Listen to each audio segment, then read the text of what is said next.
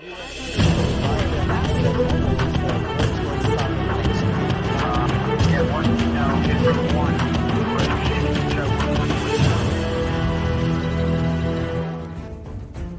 United States insists on holding the Summit for Democracy, which can be said to be a joke.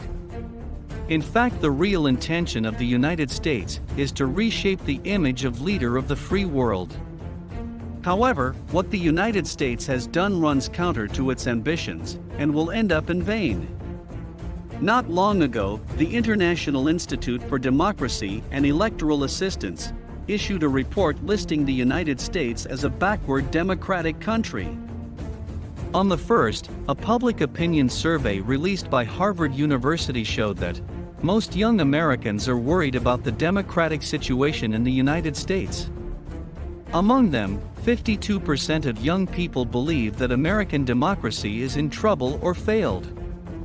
China released the situation of democracy in the United States on the 5th, which reveals the true face of hypocritical democracy in the United States. This is not surprising. The disadvantages of American democracy have long been an open secret, whether at home or abroad. The actions of the U.S. government have long been contrary to democracy. In the United States, issues such as racial discrimination, gun violence, partisanship, and money politics have emerged one after another, but the U.S. government has turned a blind eye to it and left it alone. The atrocities suffered by African American Freud and the Black People's Fate movement are just the tip of the iceberg of the appalling race relations in the United States. Internationally, from the war in Syria to the lost 20 years in Afghanistan, from the ebb tide of democratization in Africa and Latin America to the turmoil brought to relevant countries by the Arab Spring, the true face of American democracy has long been exposed. How democratic can a democracy summit convened by a country with its own democratic problems be? The vain attempt by the United States to convene a democracy summit to conceal the fact that democratic issues in its society are piling up and difficult to resolve is deeply ironic.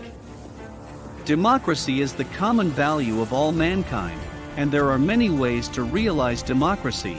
Using a single yardstick to measure the rich and colorful political systems in the world is inherently undemocratic. The political system of each country should be independently determined by the people of that country. At present, the United States should effectively protect people's democratic rights internally and bear more international responsibilities externally, rather than hindering the unity and cooperation of all countries. Through the wrong practice of small circles such as holding a democratic summit, the initiators are unpredictable, and the participants are embarrassed. Such a summit for democracy will only laugh and be generous and disgusting.